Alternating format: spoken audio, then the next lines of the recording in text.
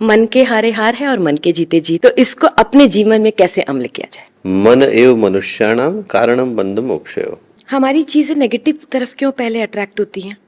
मन की आदत हो गई है कि हम शिकायतें करना जो है वो हर जगह पे ढूंढते हैं। अगर कोई आपसे ईर्ष्या करे तो ऐसे में आपका लाइन ऑफ एक्शन क्या होना चाहिए? दुनिया जहान के कंकड़ कौन हटाएगा? जूता अच्छा पहनने की जरूरत है। कभी हम किसी से द्वेष करने लगे, यदि व्यक्ति को ये महसूस हो गया कि मैं द्वेष कर रहा हूँ या कर रही हूँ, तो आधी विजय तो तभी मिल गई। अपनी मनोस्थिति में कौन सी बातों को बैठाना चाहिए कि हारना नहीं है, इसको पूर्ण करना है? संघर्ष के बाद सौभाग्य है। क्या ऐसी चीज करनी चाहिए अपने अंदर कि वो उस काम में इंजॉयमेंट ला सके? उस काम को भगवान का काम मान ले। सेल्फ मोटिवेट कैसे करें? अपना मूल्य समझो और विश्वास करो कि तुम संसार के सबसे महत्वपूर्ण व्यक्ति हो। अगर हमें अपनी आत्मा को डिटॉक्स करना पड़े, सोल डिटॉक्स, तो वो कैसे करेंगे? उपासना, साधना, आराधना। लोग अपने अकाउंट तो बैलेंस रखते हैं, ठीक है, व्हाट्सएप मैनेजमेंट भी करते हैं, लेकिन एक कार्मिक अकाउंट कैसे बैलेंस कर सकते हैं? शुभ करते जाए। आप हमेशा लोगों को बोलते हुए सुनेंगे कितना बुरा व्यक्ति है, कितना खराब व्यक्ति है, कितनी तरक्की कर रहा है, इसको तो कुछ होता नहीं है। ये क्यों? हमने ये देखा कि वो व्यक्ति आज किस स्थान पर खड़ा है, पर ये नहीं देखा कि उस स्थान पर वो कौन सी यात्रा को करके आया है। सफलता और असफलता में व्यक्ति को कौन सी एक बात हमेशा स्मरण में रखनी चाहिए? मुस्कुराते रहो। क्योंकि जब आप मुस्कुराते हुए रहते हैं, जानते हैं, दिमाग से नहीं दिल में उतर कर बात करते हैं। बस इतना ही समझना है। मुश्किल नहीं अगर हम कुछ ठान ले। जीत हार तो लगी रहती है, यही जिंदगी है। पर जानते हैं मनोस्थिति कैसी होती है? अगर हम सोच लेते हैं कि हम हार जाएंगे तो निश्चित हारते हैं। अगर हम ठान लेते हैं कि हम जीत के दिखाएंगे तो हम जीत जाते हैं। पर दोनों में पता है संतुलन कहाँ पर होता है? संतुलन होता है हमारे समर्पण में, हमारी मेहनत में। जो चीज़ हमने ली है, हम उसके लिए क्या उतनी मेहनत कर रहे हैं कि परिणाम सफलता वाला आए? बस यही चीज़ें रोजाना आपकी जिंदगी में दस्तक देती है ना। आज का पॉडकास्ट पता है क्यों खास है?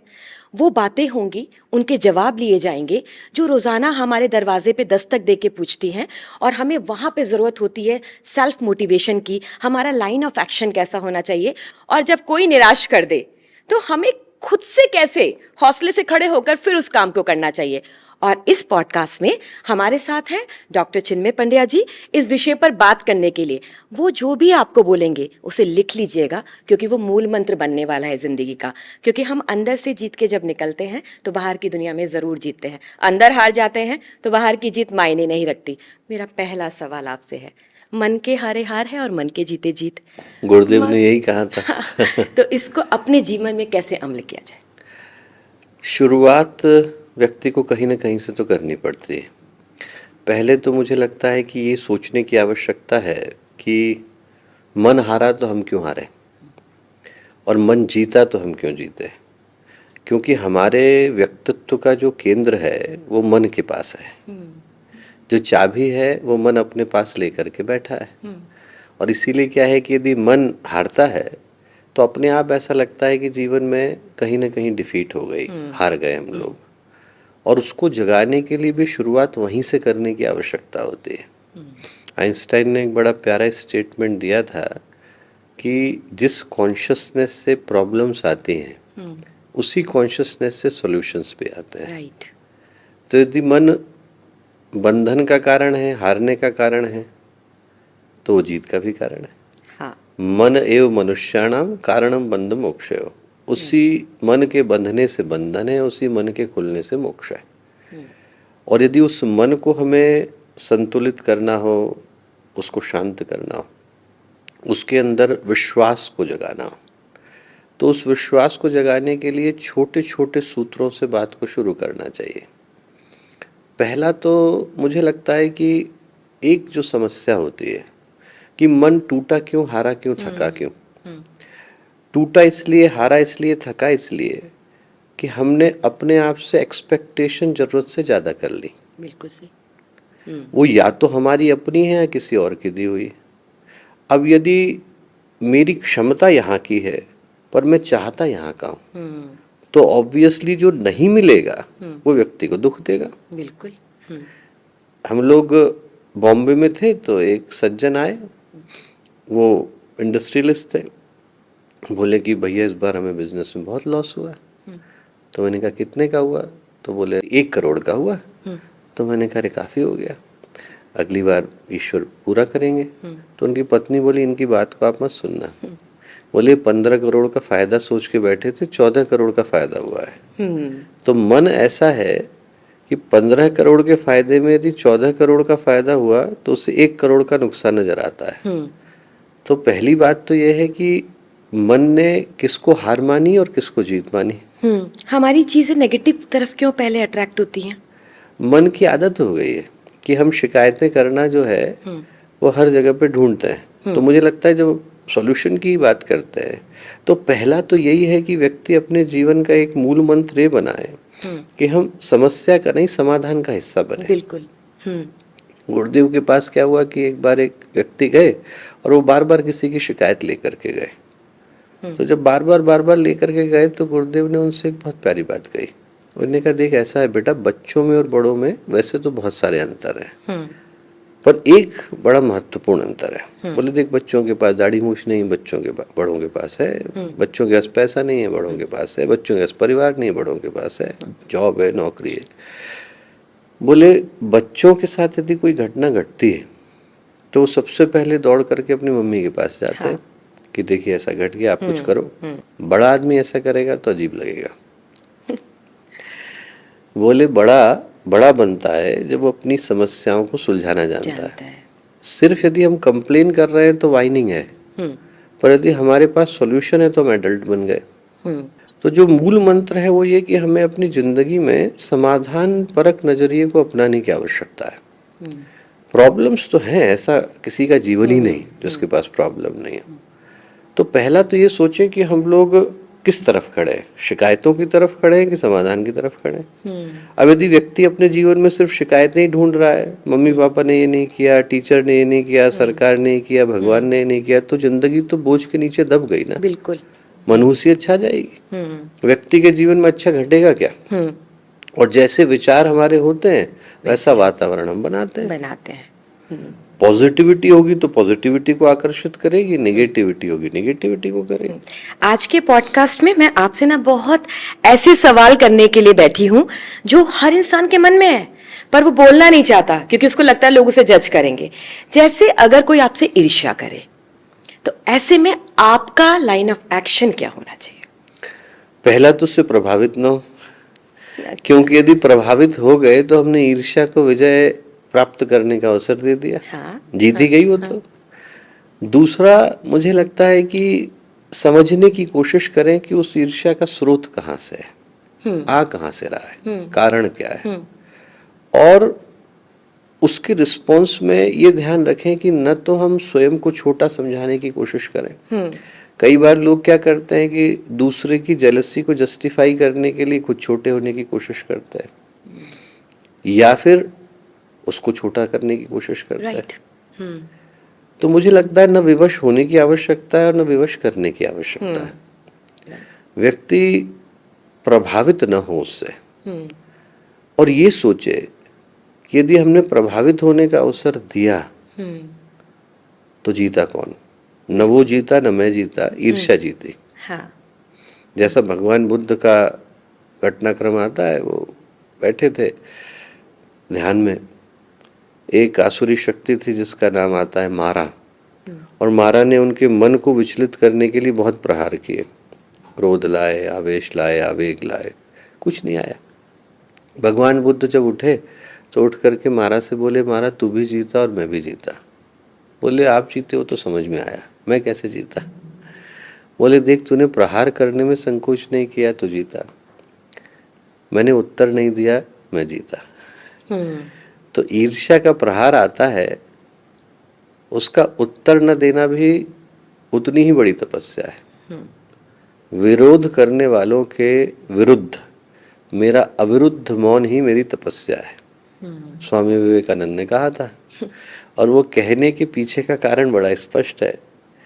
विरोध करने वालों को रोका नहीं जा सकता, ईर्ष्या करने वालों को थामा नहीं जा सकता, इसलिए क्योंकि कई बार उनको पूरा परिदृश्य स्पष्ट ही नहीं होता है। बिल्कुल सही।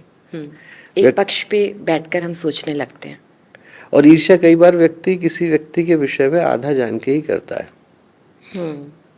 पूरा जाने तो ईर्ष्या करेगा ही क्यों। बिल्कुल।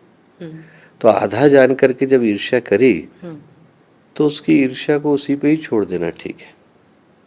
अच्छा, मतलब आपने वो मंत्र दे दिया कि नजरअंदाज करें और अपना अपना जो भी आपका काम है वो आप करें।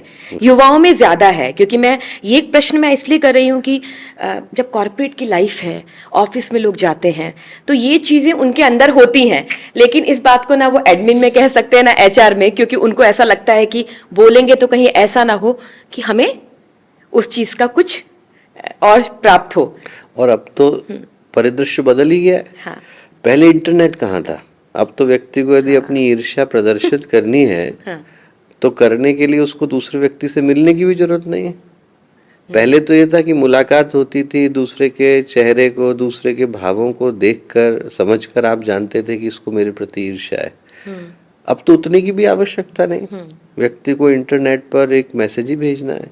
राइट। तो आज की तारीख में तो जो हम लोगों के संबंध हैं वो इंटरनेट पर मनोभावों के माध्यम से निर्मित हो रहे हैं, वर्चुअल बॉन्डिंग से। हाँ।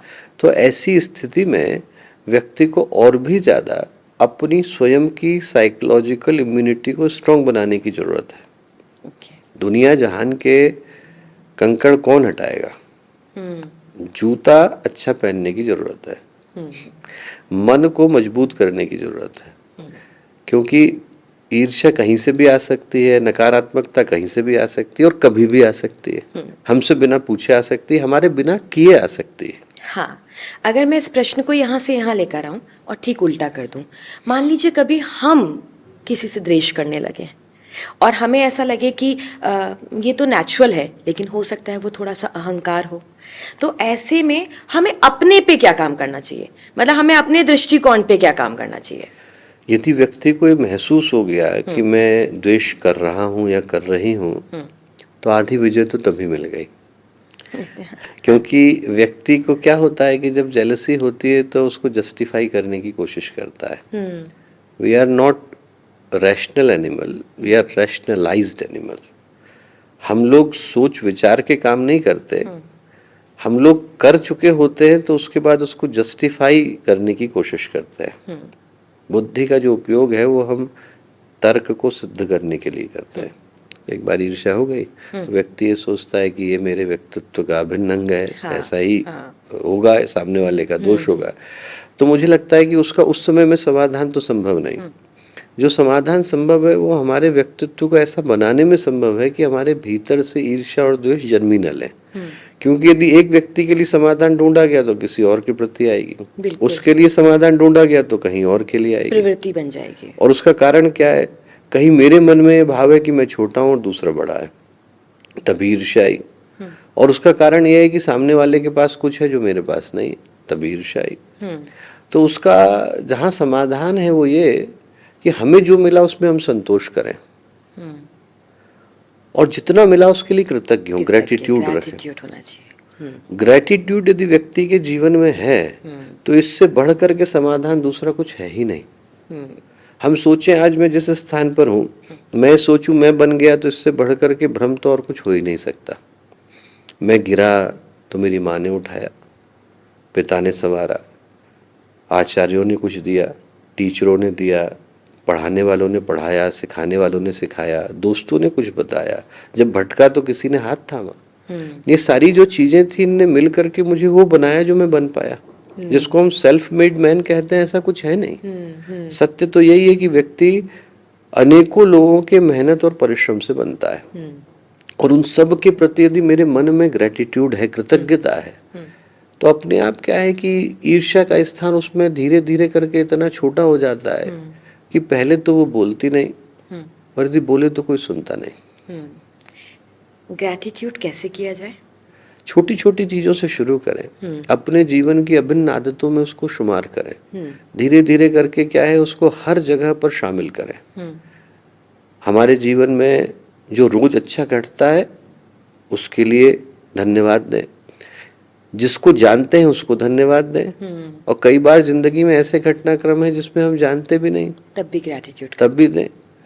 उस सत्ता को दें जिसने उन परिस्थितियों का निर्माण किया कि हमें कुछ मिल पाया। और यदि वो धन्यवाद हम देना जान जाते हैं, एक शिव महमनी स्तोत्र आता है, उसमें पुष्यदंत नामक जो यक्ष है उसकी कहानी है कि उसने भगवान शिव की आराधना करी, और उसमें एक लाइन बड़ी प्यारी आती है। वो कहते हैं न कस्या उन्नति भवस शीर्षस्व अवनते। बोले यदि किसी ने भगवान के आगे सिर झुका करके धन्यवाद दिया, ग्रेटिट्यूड अर्पित किया, तो उसका डिमोशन नहीं होता, उसका प्रमोशन हो जाता है। क्योंकि जो जुड़ गया और ग्रेटिट्यूड के साथ जुड़ गया, वो छोटा नहीं होता, वो बड़ा हो जाता है, शरणागति आ जाती है। शरणागति आ जाती है। तो हम लोग सोचें कि कितना मिला है, और जैसे ही पता चलता है तो कृतज्ञता और संतोष एक ही सिक्के के दो पहलू हैं। जैसे ही मन में कृतज्ञता आई, वैसे ही मन से चाहत चली जाती है कि काश मुझे कुछ और मिला होता। वो चाहत धीरे धीरे करके या तो कम होती है या विदा होती है, और जितना मिला उसमें हम अपने आप को संतुष्ट, उतने में हम लोग अपने आप को फुलफिल्ड महसूस करते हैं।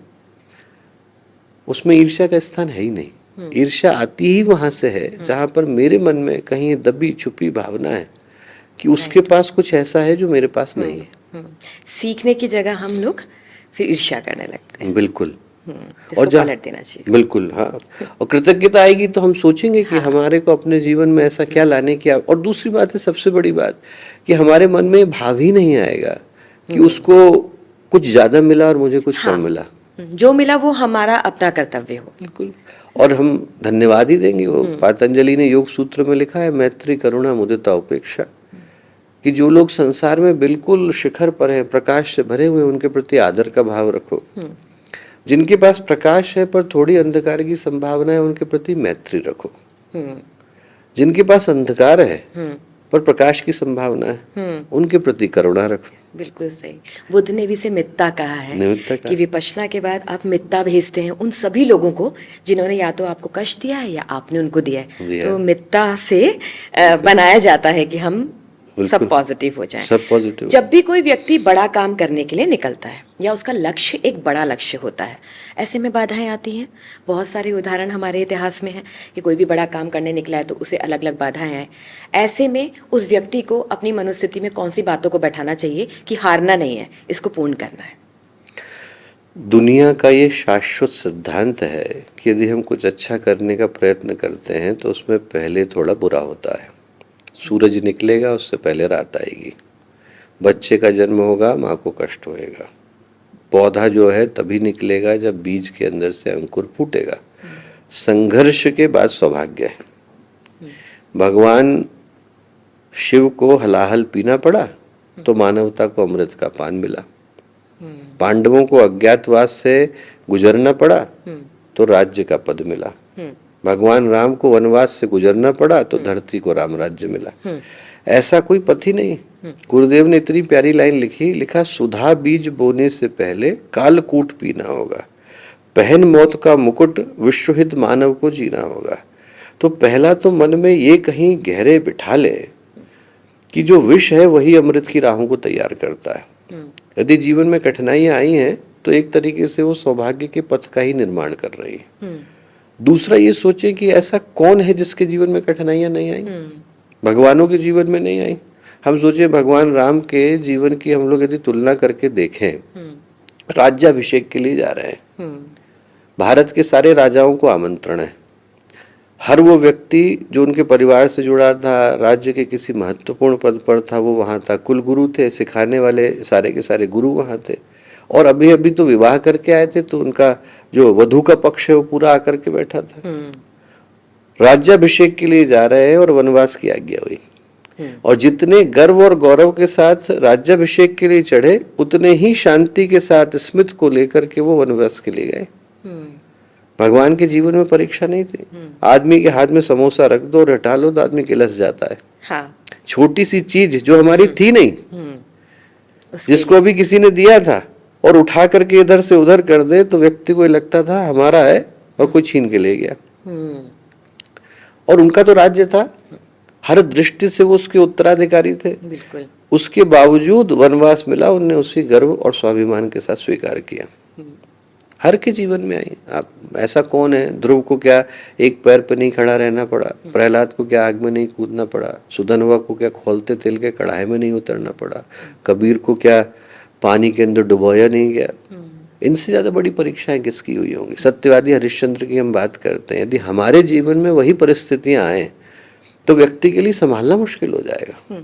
तो पहला तो ये सोचें कि जो कष्ट है वो सौभाग्य की राहों को प्रशस्त कर रहा है। दूसरा ये सोचे कि ऐसा कोई व्यक्ति ही नहीं जिसके जीवन में कठिनाइयां ना आई हो। बिल्कुल। तो कहीं ऐसा तो नहीं कि हम कठिनाइयों को जितनी है उससे ज्यादा करके आंक रहे हैं। ऐसा तो नहीं कि हम उनको और ज्यादा मूल्य दे रहे हैं उससे ज्यादा जितना उनका मूल्य है। बिल्कुल। जब तक हम उन्हें करते नहीं हैं तब तक हम समझते ही नहीं है कि इसका समाधान भी था, पहले उसे बड़ा बनाते रहते हैं।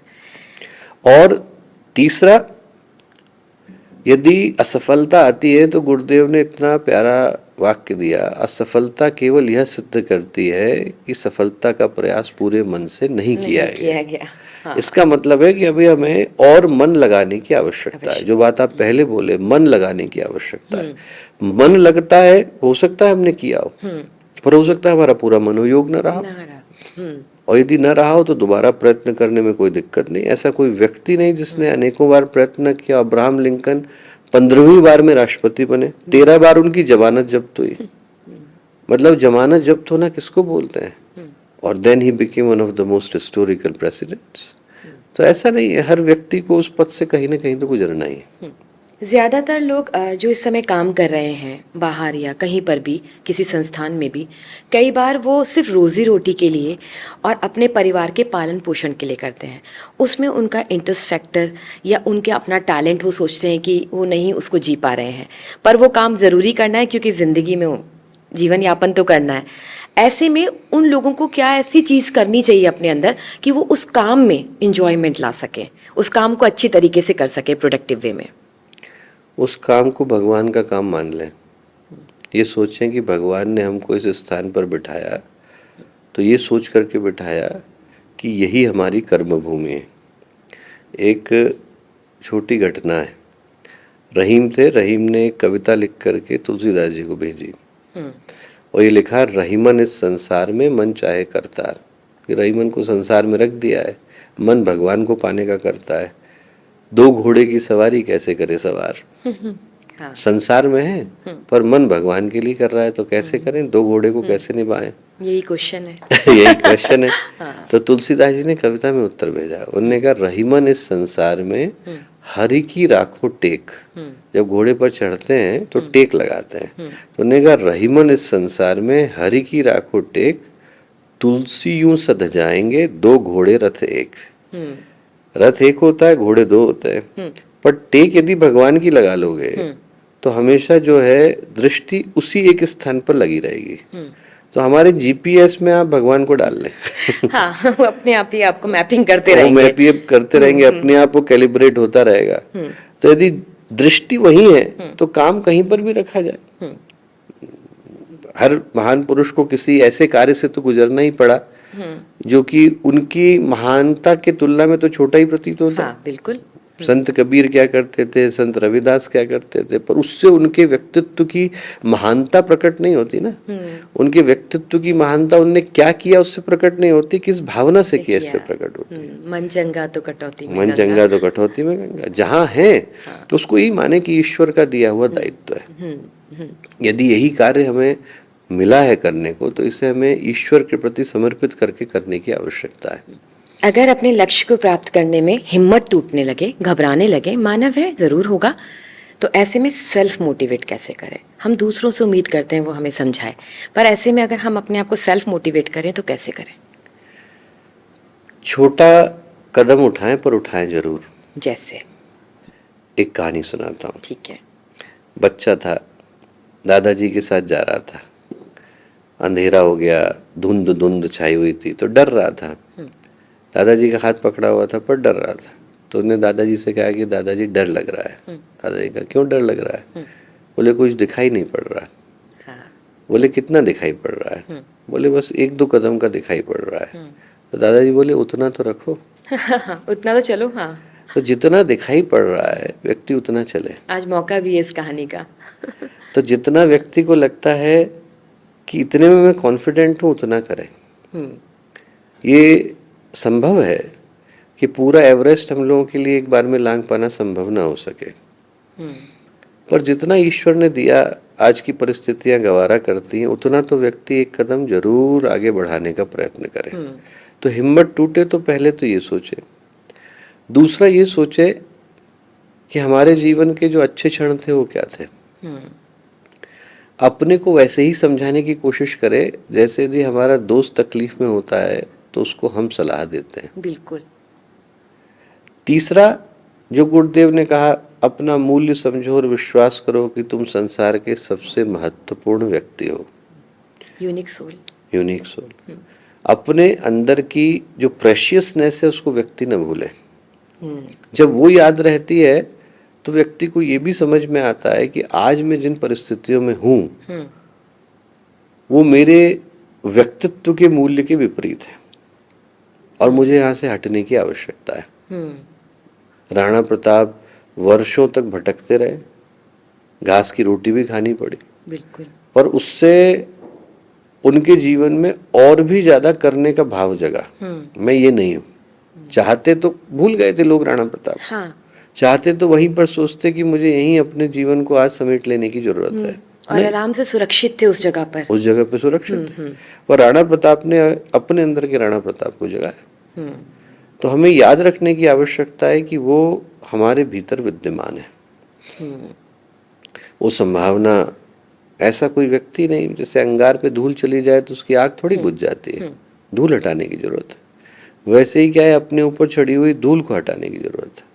हटेगी तो अंदर की आग तो अपने आप निकल करके आएगी। हम कोई भी काम करते हैं तो एक परिणाम होता है, लेकिन उसके बीच में एक प्रक्रिया होती है, सेल्फ एनालिसिस, आत्मविश्लेषण। जैसे अगर हमें अपनी बॉडी को डिटॉक्स करना है तो हम एक्सरसाइज करते हैं, डाइट चार्ट को फॉलो करते हैं। अगर हमें अपने ब्रेन को डिटॉक्स करना होता है, हम अच्छी अच्छी किताबें पढ़ते हैं, सत्संग करते हैं, साहित्य को पढ़ते हैं। अगर हमें अपनी आत्मा को डिटॉक्स करना पड़े, सोल डिटॉक्स, तो वो कैसे करेंगे? फिर तो पथ वही है जो लंबे समय से शास्त्रों ने दिया, गुरुदेव ने बताया, उपासना, साधना, आराधना। वही चीज आएगी। वही चीज आएगी। हाँ। आत्मा, पहले तो ये सोचें कि आत्मा पर जो गंदगी चढ़ी वो किसकी चढ़ी, क्योंकि आत्मा तो शुद्ध है, चैतन्य है, हमेशा से मुक्त है, हमेशा रहने वाली है। उस पे जो भार है वो कर्मों का है। कर्म कौन से? जो जन्म जन्मांतर में अलग अलग जगहों पर भटकने के कारण हम कर बैठे हैं। बिल्कुल। किसी न किसी को भोगना है। भोगना है तो उन कर्मों को भोगने के लिए या तो ये व्यवस्था है कि उनको भोगा जाए, तो या तो भोग से भोगे या योग से भोगे। लोग अपने अकाउंट तो बैलेंस रखते हैं, ठीक है, व्हाट्सएप मैनेजमेंट भी करते हैं, लेकिन एक कार्मिक अकाउंट कैसे बैलेंस कर सकते हैं? कुछ पॉइंट्स बता दीजिए दर्शकों को। शुभ करते जाए, मंगल सोचते जाए, मंगल सोचते जाए, जो हमसे अच्छा हो, जहां जितनी कैपेसिटी में हो, अच्छा करते जाए। क्योंकि क्या है, बुरा अकाउंट भी किसी की दृष्टि में नहीं है और अच्छा अकाउंट भी किसी की दृष्टि में नहीं है। कब अच्छा आपके जीवन में होने वाला है आप नहीं जानते, कब बुरा होने वाला है आप नहीं जानते, पर जो अभी कर रहे हैं वो तो जानते हैं। जो अभी कर रहे हैं वो अच्छा करें और इस विश्वास के साथ करें कि इसका परिणाम शुभ ही आएगा। जब आप करते चले जाते हैं तो एक दिन उसका परिणाम भी आता है। काशी में घटना घटी कि एक व्यक्ति था, बहुत बुरा करता था। तो बुरा करने वाले व्यक्ति के साथ क्या घटा कि उसको सोने का सिक्का पड़ा हुआ मिला। एक आदमी अच्छा करता था, उसको ततैया काट गई। लोग जो है भगवान शिव के पास गए, काशी के अध्यक्ष तो भगवान शिव ही, उनसे जाके शिकायत करी कि देखिए अच्छा करने वाले को ततैया काट रही है, बुरा करने वाले को सोने का सिक्का मिल रहा है। भगवान शिव बोले कि जब ये पैदा हुए तो इनकी इस जन्म की कर्म राशि निर्धारित हुई। जिस व्यक्ति को ततैया काटी उसका आज मार्केश था, मरना था। इतने शुभ कर्म किए हैं कि वो सिर्फ ततैया के काटने में बदल गया, चला गया। और जिसको सोने का सिक्का मिला उसको राजा बनना था। हाँ। तो बोले उसने इतने बुरे कर्म किए कि उसे सिर्फ सोने का सिक्का ही मिलेगा। दोनों में से कोई उनके अकाउंट को जानता नहीं था। सिर्फ देख रहे थे, दृश्य देख रहे थे, दृश्य देख रहे थे। बुरा करने वाला भी बिना जाने बुरा किए चला जा रहा है, अच्छा करने वाला भी बिना जाने अच्छा किए जा रहा है। लेकिन लोग ये भूल जाते हैं बही खाता वहां पे लिखा जा रहा है। बिल्कुल। और किसका परिणाम जल्दी आता है? लोग कहते हैं कर्म का परिणाम जल्दी नहीं आता है। आप अपने बच्चों को पढ़ने के लिए भेजते हैं तो एक दिन में प्रोफेसर थोड़ी बन जाता है। कोई व्यक्ति एक सिगरेट पिए तो कैंसर थोड़ी हो जाता है। हाँ। 20 साल पिए और रोज 20 सिगरेट पिए। आदमी जो है किसी भी शुभ चीज का परिणाम धीरे धीरे प्राप्त करता है, अशुभ का भी धीरे धीरे प्राप्त करता है। आपके उत्तर में से एक सवाल ही निकल आया। अक्सर आप हमेशा लोगों को बोलते हुए सुनेंगे, कितना बुरा व्यक्ति है, कितना खराब व्यक्ति है, कितनी तरक्की कर रहा है, इसको तो कुछ होता नहीं है। ये क्रिपिंग होती है हर जगह किसी ना किसी कोने पर, और देखना ये व्यक्ति कितना अच्छा कर रहा है, संघर्ष कर रहा है। ये क्यों? ये इसलिए कि हम उसको आज देख रहे हैं, और जो आज की स्थिति है वो अनंत जन्मों का परिणाम है। हमने ये देखा कि वो व्यक्ति आज किस स्थान पर खड़ा है, पर ये नहीं देखा कि उस स्थान पर वो कौन सी यात्रा को करके आया है। उसका पुराना पुण्य है। पुराना पुण्य है। और देखा भी तो हम इसी जन्म की यात्रा को तो देख पाते हैं। हाँ बिल्कुल। और उसमें भी हम सिर्फ वो देख पाते हैं जो हमारी दृष्टि के सामने है। हर व्यक्ति का सारा इतिहास तो किसी के सामने होता नहीं। उसने न जाने ऐसा कैसा जीवन होगा जो पर्दे के पीछे जिया होगा, जिसके विषय में किसी को पता नहीं होगा। उसका प्रारब्ध कैसा होगा, उसका प्रारब्ध कैसा होगा। तो हमें सिर्फ टिप ऑफ द आइसबर्ग दिखाई पड़ रहा है, और उससे हम पूरी चीज की व्यवस्था बनाने की कोशिश कर रहे हैं, उसका अनुमान लगा रहे हैं। तो सही पूछे तो 99% इमेजिनेशन है, 1% जो इफेक्ट है। तो उसके आधार पर तो कुछ जान पाना संभव ही नहीं। हाँ, बहुत सारे सवाल हैं, उनका तो कोई अंत हो नहीं सकता ना, वो अनंत है। लेकिन इस पॉडकास्ट का आखिरी सवाल है, और वो थोड़ा सा इसलिए भी अलग है क्योंकि हर कोई पूछता है सफलता का मूल मंत्र क्या है, सफलता का क्या है। मेरा सवाल आपसे ये है कि सफलता और असफलता में व्यक्ति को कौन सी एक बात हमेशा स्मरण में रखनी चाहिए? मुस्कुराते रहो। अच्छा। जो चीज याद रखने की आवश्यकता है कि जिंदगी में उतार आएंगे, चढ़ाव आएंगे, पर व्यक्ति अपने अंदर की खुशी को नहीं भूले। परिस्थितियां तो आएंगी और जाएंगी। जैसे धूप और छाव आती है, जैसे सूरज उगता है, ढल जाता है, जैसे खुशियां मिलती हैं, चली जाती है। भगवान ने कहा भी है, मात्रा स्पर्शास्तु कौन्तेय शीतोष्ण सुख दुखदा। जैसे मौसम बदलते हैं वैसे ही सुख और दुख भी बदलते हैं। अंदर वाले को नहीं बदलना चाहिए। अंदर वाला वही का वही रहे जैसा वो पहले था। तो गुरुदेव ने सूत्र दिया था, मुस्कुराते रहो। मैं कहता हूँ वही रखें। बात करने के लिए बहुत बहुत धन्यवाद। ठहरना क्यों है? नदी की तरह बहते चलना है, और अगर ठहरना है तो समंदर बनना है, बहुत गहरा और बहुत शांत अंदर से। हम जो भी अभ्यास करते हैं, जानते हैं वो हमारा परिणाम भी तय करते हैं। तो जीवन में जो कुछ भी मिल रहा है उसमें बाहर की यात्रा के साथ अंदर की यात्रा करें। ये सब मैं आपको क्यों बता रही हूँ? आज के पॉडकास्ट का जो परिणाम निकल कर आया वो यही है, मुस्कुराते हुए रहना है। क्योंकि जब आप मुस्कुराते हुए रहते हैं, जानते हैं दिमाग से नहीं दिल में उतर कर बात करते हैं। बस इतना ही समझना है। हमारे YouTube चैनल शांति कुंज वीडियो गायत्री परिवार को सब्सक्राइब करें एवं बेल आइकन जरूर दबाएं ताकि गायत्री परिवार की विभिन्न गतिविधियों की जानकारी आपको मिलती रहे।